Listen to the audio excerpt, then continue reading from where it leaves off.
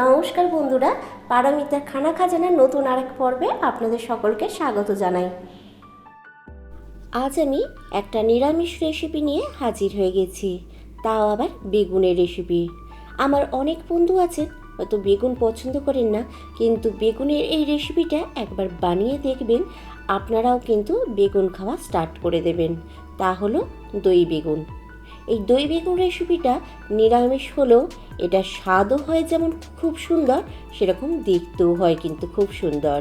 তাহলে চলুন বেশি বকবক না করে এই নিরামিষ দই বেগুনের রেসিপিটা দেখে নেওয়া যাক। আশা করছি এই রেসিপিটা আপনাদের খুবই ভালো লাগবে। তাহলে চলুন স্টার্ট করা যাক। আমি এখানে প্রথমে দুটো বেগুন নিয়েছি। আমি এখানে লম্বা বেগুন নিয়ে ধুয়ে পরিষ্কার করে নিয়ে মাঝ বরাবর কেটে নিয়েছি। আপনারা কিন্তু ছোট সাইজের বেগুনগুলোও ব্যবহার করতে পারেন, কিংবা এই একটা বেগুনকে 4 ভাগ করেও কিন্তু ব্যবহার করতে পারেন। আমি এখানে দেখতে ভালো লাগার জন্য একটু লম্বা করে কেটে নিয়েছি। আমি এখানে প্রথমে দিয়ে দিলাম সামান্য পরিমাণে হলুদ গুঁড়ো, আর দিয়ে দিলাম সামান্য পরিমাণে লাল লঙ্কার গুঁড়ো, আর দিয়ে দেবো এতে সামান্য পরিমাণ নুন আর একটু চিনি। যদি বেগুন ভাজার সময় সামান্য একটু চিনি বেগুনের গায়ে মাখিয়ে নেওয়া যায়, তাহলে বেগুন ভাজার পর বেগুনের স্বাদটাও যেমন বেড়ে যায়, আর বেগুন ভাজার সময় তেলও কিন্তু কম টানে। এবার এই মশলাগুলো দিয়ে বেগুনের গায়ে আমি ভালোভাবে মাখিয়ে নেব। নিয়ে কিছুক্ষণের জন্য বেগুনটা এইভাবেই রেখে দেবো। আমি এখানে প্রথমে একটা মশলা বানিয়ে নেব। তার জন্য একটা বাটি নিয়েছি। নিয়ে তার মধ্যে দিয়ে দিলাম 1 টিস্পুন আদা বাটা, আর দিয়ে দেবো 1 টিস্পুনের মতো জিরে গুঁড়ো, আর দেবো 1/2 টিস্পুন ধনে গুঁড়ো, আর আমি এখানে দিয়ে দেবো 1/2 টিস্পুনের মতো লাল লঙ্কার গুঁড়ো। লঙ্কার গুঁড়োটা আপনারা আপনাদের পছন্দ মতো দেবেন, মানে কতটা ঝাল পছন্দ করছেন সেই হিসাবে লঙ্কা গুঁড়োটা কম বেশি অ্যাড করতে পারেন। এবার এর মধ্যে দিয়ে দিলাম 1 টিস্পুন কাশ্মীরি লাল লঙ্কার গুঁড়ো। এই কাশ্মীরি লাল লঙ্কার গুঁড়োটাই কিন্তু ঝাল হয় না, কালারটা খুব সুন্দর হয়, সেই জন্য আমি এখানে কাশ্মীরি লাল লঙ্কার গুঁড়োটা দিয়েছি। আপনারা চাইলে স্কিপও করতে পারেন। আর দিয়ে দিলাম এখানে 1/3 টিস্পুনের মতো হলুদ গুঁড়ো। অল্প পরিমাণ জল দিয়ে আমি এটার একটা পেস্ট বানিয়ে নেব। তো দেখুন আমাদের কিন্তু পেস্টটা ভালোভাবে রেডি হয়ে গেছে। এবার চলুন বাকি রান্নার প্রসেসটা দেখে নেওয়া যাক। আমি এখানে একটা ফ্রাই প্যান গরম করতে বসিয়ে দিয়ে তার মধ্যে কিছুটা পরিমাণ সর্ষের তেল গরম হওয়ার জন্য দিয়ে দিলাম। তেলটা গরম হয়ে যেতে আমি এর মধ্যে নুন হলুদ মাখিয়ে রাখা বেগুনগুলো ভাজার জন্য দিয়ে দিলাম। আমি মিডিয়াম ফ্লেমে বেগুনগুলো 2 মিনিটের মতো ভেজে নেব। দেখুন এক সাইডটা ভাজা হয়ে যাবার পর আমি বেগুনটা উল্টে দিচ্ছি, দিয়ে অন্য সাইডটাও আমি প্রায় 2 মিনিটের মতো ভেজে নেব। বেগুন কিন্তু ভাজার পর খুবই নরম হয়ে যায়, তাই খুবই হালকা হাতে বেগুনগুলো কিন্তু উল্টাতে হবে। তো দেখুন আমাদের বেগুনগুলো ভাজা হয়ে গেছে। আমি এগুলো সাইডে তুলে একটা প্লেটে রেখে দিচ্ছি।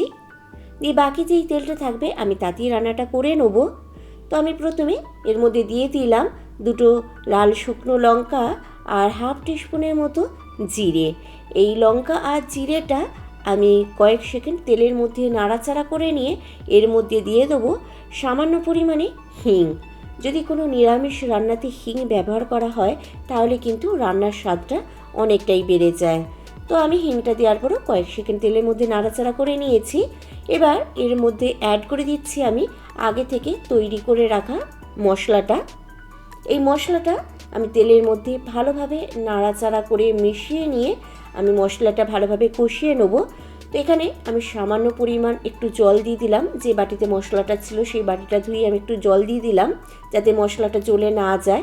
তো আমি মশলাটা প্রায় 1 মিনিটের মতো মিডিয়াম টু লো ফ্লেমে কষিয়ে নিয়েছি। কষিয়ে নেওয়ার পর এর মধ্যে আমি অ্যাড করে দিচ্ছি টক দই। আমি এখানে 1/2 কাপ টক দইকে আগে থেকে ফেটিয়ে রেখেছিলাম, সেই টক দইটা এখানে দিয়ে দিলাম। আমি কিন্তু গ্যাসের ফ্লেমটা এই সময় লো রেখেছি। লো ফ্লেম করে কিন্তু টক দইটা অ্যাড করলে তাহলে কেটে যাওয়ার আর সম্ভাবনা থাকে না। এবার টক দইটা দিয়ে আমি ভালোভাবে মশলার সাথে নাড়াচাড়া করে মিশিয়ে নিয়ে প্রায় আরও 1-1.5 মিনিটের মতো আমি কষিয়ে নিয়েছি। নিয়ে এর মধ্যে আমি অ্যাড করে দিলাম কাজু আর পোস্ত দানার আমি একটা পেস্ট বানিয়ে রেখেছিলাম, সেটাই আমি 6-7খানা কাজু আর 1 টিস্পুন পোস্ত একটু জল দিয়ে একটা পেস্ট করে রেখেছিলাম, সেটাই এখানে অ্যাড করে দিয়েছি। তো এবার আবারও আমি মিডিয়াম টু লো ফ্লেমে মশলাটা ভালোভাবে কষিয়ে নেব যতক্ষণ না মশলা থেকে তেল ছেড়ে যাচ্ছে। এই সময় আমি এর মধ্যে অ্যাড করে দিচ্ছি স্বাদ মতো নুন। নুনটা অবশ্যই আপনারা আপনাদের স্বাদ অনুযায়ী ব্যবহার করবেন। আর দিয়ে দিলাম সামান্য পরিমাণে চিনি, এটা স্বাদটা ব্যালেন্স করার জন্য দিয়েছি, আপনাদের পছন্দ না হলে এটা স্কিপও করতে পারেন। এবার নুন আর চিনিটা দিয়ে আবারও মশলার সাথে একটু নাড়াচাড়া করে মিশিয়ে নিয়ে তেল ছেড়ে যাওয়া পর্যন্ত কষিয়ে নেব। তো দেখুন মশলা থেকে কিন্তু তেল ছেড়ে গেছে। এবার এর মধ্যে অ্যাড করে দিচ্ছি আমি গরম জল। গরম জলটা আপনারা গ্রেভিটা কতটা রাখতে পছন্দ করছেন সেই হিসাবে অ্যাড করবেন। আমি এখানে আমার পছন্দ মতো জল অ্যাড করে নিয়েছি। তো জলটা মশলার সাথে একটু নাড়াচাড়া করে নিয়ে আমি চাপা দিয়ে প্রায় 3-4 মিনিটের মতো মিডিয়াম টু লো ফ্লেমে ফুটিয়ে নেব। প্রায় 4 মিনিট পর ঢাকনা খুলেছি। দেখুন আমাদের কিন্তু একদম গ্রেভি ফুটে রেডি হয়ে গেছে, অনেকটাই গাঢ় হয়ে গেছে আর একটা সুন্দরও দেখুন কালার বেরিয়েছে। এবার এর মধ্যে আমি অ্যাড করে দিচ্ছি 1/4 টিস্পুনের মতো গরম মশলার গুঁড়ো। গরম মশলাটা দিয়ে আমি গ্রেভির সাথে মিশিয়ে নিলাম। আপনারা চাইলে এখানে কিন্তু ধনে পাতা কুচিরও ব্যবহার করতে পারেন, তাতেও কিন্তু খুব ভালো লাগবে স্বাদটা। তো আমি গ্যাসের ফ্লেমটা লো করে দিয়ে আগে থেকে ভেজে রাখা বেগুনগুলো এই গ্রেভির মধ্যে দিয়ে দিলাম। বেগুনগুলো দিয়ে আমি কিন্তু বেশি নাড়াচাড়া করব না, তাতে বেগুনগুলো ভেঙে যাওয়ার সম্ভাবনা থাকবে। আমি এইভাবে বেগুনগুলো দিয়ে আমি গ্যাসটা বন্ধ করে দিয়ে প্রায় 3-4 মিনিটের জন্য স্ট্যান্ডিং টাইমে রেখে দিয়ে তারপর পরিবেশন করে দেবো। তো দেখুন আমাদের দই বেগুন একদম রেডি এবং পরিবেশনও করে দিয়েছি। রেসিপিটা আপনাদের কেমন লাগলো অবশ্যই আমাকে কমেন্ট বক্সে জানাতে ভুলবেন না। আর রেসিপিটা ভালো লেগে থাকলে অবশ্যই একটা লাইক শেয়ার করে দেবেন। আর আমার চ্যানেলে নতুন বন্ধু হয়ে থাকলে চ্যানেলটা সাবস্ক্রাইব করে রেখে পাশে থাকার বেল আইকনটা প্রেস করে রাখার অনুরোধ রইল, তাতে আমি যখনই কোনো রেসিপি আপলোড করব সবার আগে নোটিফিকেশন আপনার কাছে পৌঁছে যাবে।